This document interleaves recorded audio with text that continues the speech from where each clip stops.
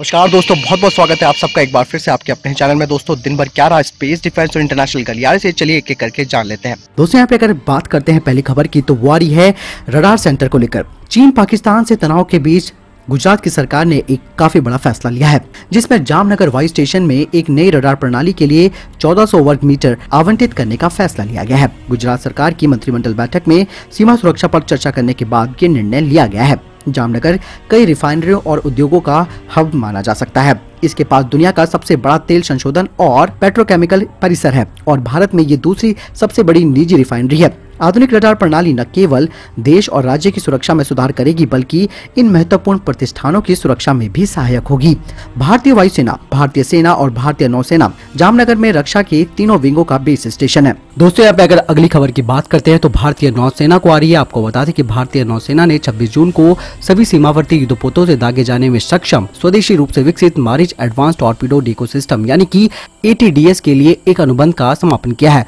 इसके साथ ही भारतीय नौसेना की पनडुब्बी रोधी क्षमता यानी कि AWS को बड़ी क्षमता मिलेगी। Maareech anti torpedo decoy system के डिजाइन और विकास को DRDO के तहत 2 प्रयोगशालाओं ने नौसेना विज्ञान और तकनीकी प्रयोगशाला और नौसेना भौतिक और समुद्री विज्ञान प्रयोगशाला यानी कि NPOL और NSTL ने स्वदेशी रूप से विकसित किया है। साथ ही आपको बता दें कि रक्षा मंत्रालय की सरकारी स्वामित्व वाली कंपनी भारत इलेक्ट्रॉनिक्स लिमिटेड ने इस डिकॉय सिस्टम का उत्पादन कर रही है। मारिच सिस्टम के प्रोटोटाइप को एक नौसेना मंच पर स्थापित किया गया था और सभी उपयोगकर्ता मूल्यांकन परीक्षणों को सफलतापूर्वक पूरा किया गया था और नौसेना स्टाफ योग्यता आवश्यकताओं को यानी कि नेवल स्टाफ क्वालिफिकेशन रिक्वायरमेंट यानी कि NSQRS के अनुसार सुविधाओं का प्रदर्शन किया था।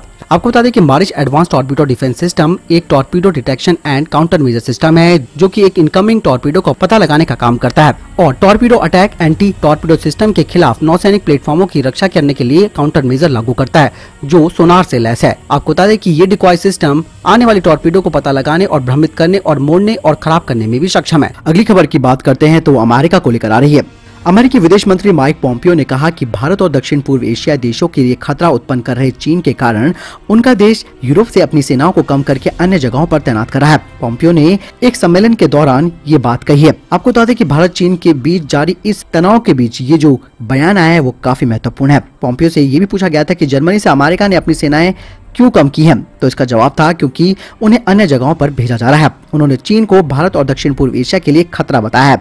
आपको बता दें कि अमेरिकी विदेश मंत्री ने कहा कि चीन की सत्ताधारी कम्युनिस्ट पार्टी के कार्यों के कारण भारत, वियतनाम, मलेशिया, इंडोनेशिया और दक्षिणी चीन सागर के इर्द गिर्द खतरा उत्पन्न हो गया है। हम सुनिश्चित करेंगे कि अमेरिकी सेना इन चुनौतियों का सामना करने के लिए सही जगह तैनात हो। यानी कि दोस्तों अमेरिका का यहाँ पर साफ तौर पर आप खुद भी समझ सकते हैं कि जर्मनी से अपनी सेनाओं को हटाने के पीछे मुख्य वजह यही है कि करीबन वहाँ के जो सैनिक हैं उन्हें वो एशिया में तैनात करेगा, जिसके पीछे का कारण है कि चीन का बढ़ता हुआ प्रभाव। और चीन ने एक तरह से आप समझ सकते हैं कि आतंक मचा रखा है पूरे एशिया के अंदर और वो कहीं ना कहीं अमेरिका को भी चुनौती देता है। ऐसे में अमेरिका का यहाँ पर सामने आना चीन के लिए एक बड़ी चुनौती बन सकता है। दोस्तों यहाँ पे अगली खबर की बात करते हैं तो वो भी लद्दाख को लेकर आ रही है। पिछले काफी दिनों से सीमा पर चीन से चल रहे तनातनी के बीच लेह में भारतीय सेना और वायुसेना ने साझा युद्ध अभ्यास किया है। इस युद्ध अभ्यास में फाइटर और ट्रांसपोर्ट विमान शामिल हुए। युद्ध अभ्यास का मकसद दोनों सेनाओं के बीच तालमेल बढ़ाना था। इस युद्ध अभ्यास में सुखोई लड़ाकू विमान और चीनूक हेलीकॉप्टर भी शामिल हुए। दरअसल अभी भी गलवान घाटी, पेंगोंग झील और दौलत बेग ओल्डी इलाके में चीनी सेना पहले की जैसे बनी हुई है। ऐसे में भारत किसी भी स्तर पर अपनी तैनाती को कम नहीं रखना चाहता है। इसी क्रम में लद्दाख के लेह क्षेत्र में भारतीय सेना और वायुसेना के बीच बड़ा युद्धाभ्यास शुरू हुआ। साथ ही सेना की रसद सामग्री और सिपाहियों को तेजी से एक जगह से दूसरी जगह ले जाने के लिए हरकुलिस और अलग अलग मालवाहक विमानों ने भी हिस्सा लिया है। इनमें चिनूक हेलीकॉप्टर, Mi-17 हेलीकॉप्टर आदि शामिल थे। युद्धाभ्यास के दौरान सुखोई 30 ने आसमान में एक सुरक्षा घेरा बनाया, जिसके बाद सेना के मालवाहक विमान रसद, तोपें और सिपाहियों को एक जगह से दूसरी जगह पहुँचाने का कोऑर्डिनेशन ऑपरेशन चला रहे हैं। दोस्तों ये अभ्यास काफी महत्वपूर्ण माना जा रहा है। बताया जा रहा है कि सेना का एक अभ्यास यहाँ निरंतर चलता रहेगा। दोस्तों यहाँ अगली खबर की बात करते हैं तो वो आ रही है भारतीय वायुसेना को लेकर। हरियाणा के सोनीपत में वायुसेना के हेलीकॉप्टर की इमरजेंसी लैंडिंग कराई गई। आपको बता दें कि कुंडली गाजियाबाद पलवल एक्सप्रेसवे पर वायुसेना के हेलीकॉप्टर की इमरजेंसी लैंडिंग हुई।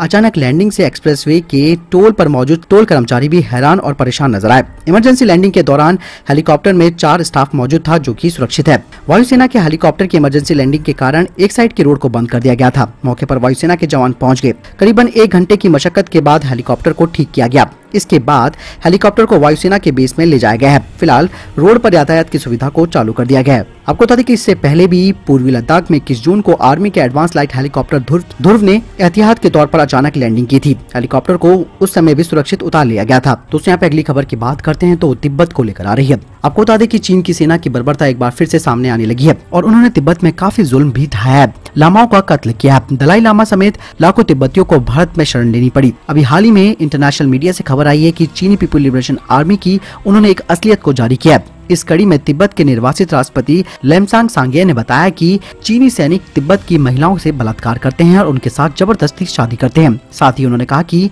चीन ने तिब्बत के 10 लाख से ज्यादा लोगों का नरसंहार किया है। आंदोलन करने पर चीन की सरकार जनता को जेल में डाल देती है और चीन तिब्बत में मोनेस्ट्री को खत्म करना चाहती है। तिब्बत की प्राचीन मूर्तियों को उन्होंने तोड़ दिया है और फिर चीन उन्हें उठा ले गया। साथ ही उन्होंने कहा कि तिब्बत में चीन ने लामाओं का कत्ल किया। इतना ही नहीं, चीन के सैनिक वहाँ मठों में मांस पकाकर खाते हैं। जैसे कि आप सभी को मालूम है कि 1951 में तिब्बत पर चीन ने कब्जा कर लिया था। तिब्बत के लोगों का आरोप है कि पिछले 59 सालों में चीन का दमन चक्र वहाँ पर जारी है। दोस्तों चीन किस तरीके से तिब्बतियों पर बर्बरता करता है, इस बात की जानकारी अब हमारे पास आ गई है। साथ ही दोस्तों मैंने कुछ दिन पहले अभी वीडियो बनाया था बलूचिस्तान के ऊपर, जहाँ पे बलूचिस्तान का जो नागरिक है उसने कहा कि करीबन 10 लाख से ज्यादा लोगों को वहाँ पर भी मार दिया गया है, उनका कोई पता नहीं है।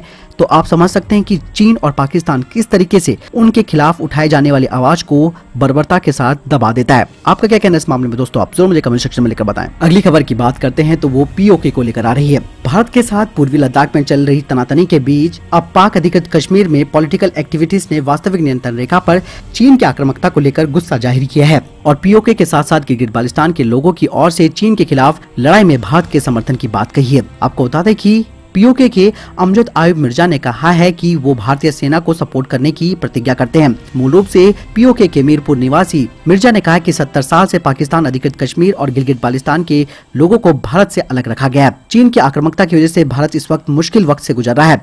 हम चुप नहीं रहेंगे और भारत के कंधे से कंधा मिलाकर उनके साथ खड़े रहेंगे। उन्होंने कहा कि चीन पाकिस्तान और नेपाल की कम्युनिस्ट पार्टियों के साथ मिलकर एक घटिया खेल खेल रहा है। मिर्जा ने कहा कि मैं खुद भारत के लिए लड़ूंगा और जहां भी भारतीय सैनिकों का खून गिरेगा हम भी दुश्मन के खिलाफ लड़ेंगे। उन्होंने कहा कि चीन ने सबसे बड़ी गलती की है और भारत के 130 करोड़ लोग और गिलगित बाल्टिस्तान में रह रहे लोगों को उस्काया है। उन्होंने कहा कि अगर जरूरत हुई तो भारतीय सेना को ज्वाइन करके दुश्मनों के खिलाफ लड़ेंगे। यानी कि दोस्तों आप समझ सकते हैं कि पीओके से भारत के लिए एक बहुत बड़ी मांग उठ रही है और चीन के खिलाफ और पाकिस्तान के खिलाफ पीओके के लोग भारत के साथ पूरी तरीके से तैयार हैं। दोस्तों यहाँ पे अगली खबर भी भारत और चीन को लेकर आ रही है। लद्दाख सीमा पर भारत और चीन के बीच गतिरोध बढ़ता जा रहा है। गलवान घाटी के बाद चीनी सेना ने पैंगोंग झील के इलाके में अपनी तैनाती बढ़ा दी है। आपको बता दें कि सैटेलाइट इमेजेस से ये पता चल चुका है कि फिंगर 4 और फिंगर 5 के बीच चीनी सेना की मौजूदगी और ज्यादा बढ़ गई है। भारत की ओर से चीनी सेना को फिंगर 4 से फिंगर 8 को खाली करके पीछे जाने की बार बार बात कही जा रही है, लेकिन चीनी सेनाएं अपनी तैनाती बढ़ाता जा रहा है। चिंता की बात यह है कि पैंगोंग लेक के पास मौजूदगी के साथ साथ कुछ दूर पीछे चीन बैकअप तैयार कर रहा है। ऐसा नहीं है कि सिर्फ झील के पास चीन ने अपनी मौजूदगी को बढ़ाया है, भारत की सेना ने भी अपनी मौजूदगी को यहाँ पर बढ़ा दिया है। दोस्तों सैटेलाइट इमेजेस में ये देखा जा सकता है कि इस इलाके में गुलाबी रंग के टेंट बने हुए हैं जो कि चीनी सेना के हैं। चीन ने फिंगर 4 इलाके के अलग अलग हिस्से में अपनी सेना को बिछाया हुआ है, जहां कुछ सैनिक पहाड़ियों पर हैं, कुछ गलवान नदी के पास मौजूद हैं और कुछ हिस्से में चीन की सेना बड़ी तादाद में भी है। इतना ही नहीं, इमेज में ये भी साफ दिख रहा है कि चीन की ओर से पैंगोंग लेक के पास बोट भी तैनात की गई है जो कि पेट्रोलिंग के काम आती है और काफी तेज रफ्तार से चलती है। इस बोट के जरिए किसी भी भारी हथियार को एक जगह से दूसरी जगह तक ले जाया जा सकता है। पहले ये बोट फिंगर 8 के पास रहती थी, लेकिन अब ये फिंगर 4 के पास डेरा जमाए हुए है। दोस्तों यहाँ पे अगली खबर भारतीय सेना को लेकर आ रही है। एलएसी पर बड़ी तनातनी के बीच अब खबर ये आ रही है कि भारत ने लद्दाख में अपनी 3 डिवीजन आर्मी को तैनात कर दिया है। अक्साई चीन भारत का हिस्सा है, लेकिन अभी भी चीन के कब्जे में है। चीन से अक्साई चीन वापस लेने के लिए भारत भी बड़ी तैयारी में लगा हुआ है। भारत की इन्हीं जबरदस्त तैयारियों से चीन एक तरह से डरा हुआ है। चीन अक्साई चीन गंवाने के डर से एलएसी पर सैनिकों को बढ़ा रहा है। इसी के जवाब में भारत ने लद्दाख पर अपनी 3 डिवीजन आर्मी को तैनात किया है। बॉर्डर पर जैसे जैसे चीन अपनी सेना को बढ़ा रहा है, वैसे वैसे भारत भी अपनी ताकत बढ़ा रहा है। आपको बता दें कि 1962 के समय लद्दाख सीमा पर सिर्फ 1 ब्रिगेड रहती थी, जिसमें केवल 2000 जवान रहते थे। आज उसी जगह पर 3 डिवीजन मौजूद है, यानी कि लगभग 45,000 जवान। पहाड़ी इलाके में जो रेशो होता है वो होता है 1:12, यानी कि 45,000 जवानों का मतलब है चीन को 5 लाख सैनिकों को वहाँ पर लाना होगा, जो कि संभव नहीं है। आपको बता दें कि पिछले साल लद्दाख को यूनियन टेरिटरी बनाने के बाद चीन ने आपत्ति जताई थी। अक्साई चीन से होकर तिब्बत से शिनजियांग प्रांत जाने का आसान रास्ता है। अगर ये रास्ता नहीं होगा तो काराकोरम रेंज होकर उसको जाना पड़ेगा। अगर भारत अक्साई चीन की तरफ बढ़ेगा तो चीन को न सिर्फ अक्साई चीन खोने का डर होगा, बल्कि शिनजियांग प्रांत भी उसका खो सकता है। यहाँ पे अगली खबर की बात करते हैं तो नेपाल को लेकर आ रही है। आपको बता दें कि नेपाल में अब शायद काफी बड़ी टेंशनें हो सकती है, क्योंकि आपको बता दें भारत विरोधी रुख अपनाए हुए नेपाली प्रधानमंत्री केपी शर्मा ओली अब संसद में हिंदी भाषा को प्रतिबंधित करने पर विचार कर रहे हैं। सत्तारूढ़ नेपाली कम्युनिस्ट पार्टी में मचे घमासान और देश में सरकार के खिलाफ जारी गुस्से में ध्यान भटकाने के लिए पीएम ओली अब उग्र राष्ट्रवाद का उपयोग कर रहे हैं। बता दें कि नेपाली सरकार पहले से ही भारत के साथ सीमा विवाद और नागरिकता को लेकर कड़े तेवर दिखा चुकी है। नेपाल की जो विपक्षी पार्टी है उन्होंने ओली के इस प्रस्ताव को लेकर विरोध जताया। उन्होंने कहा कि ओली सरकार से पूछा जाए कि इसके लिए चीन से निर्देश आए हैं क्या। आपको बता दें कि नेपाली सरकार के लिए हिंदी भाषा को बैन करना आसान नहीं होगा। बता दें कि नेपाल के बाद इस हिमालयी देश में सबसे ज्यादा मैथिली, भोजपुरी और हिंदी बोली जाती है। नेपाल के तराई क्षेत्र में रहने वाली ज्यादातर आबादी भारतीय भाषाओं का प्रयोग करती है। ऐसी स्थिति में अगर नेपाल में हिंदी को बैन करने के लिए कानून लाया जाता है तो तराई के क्षेत्रों में इसका विरोध देखने को मिल सकता है। दोस्तों इस वीडियो के लिए इतना ही, मिलता हूं नई वीडियो के साथ। तब तक अपना ख्याल रखिएगा। जय हिंद, जय भारत।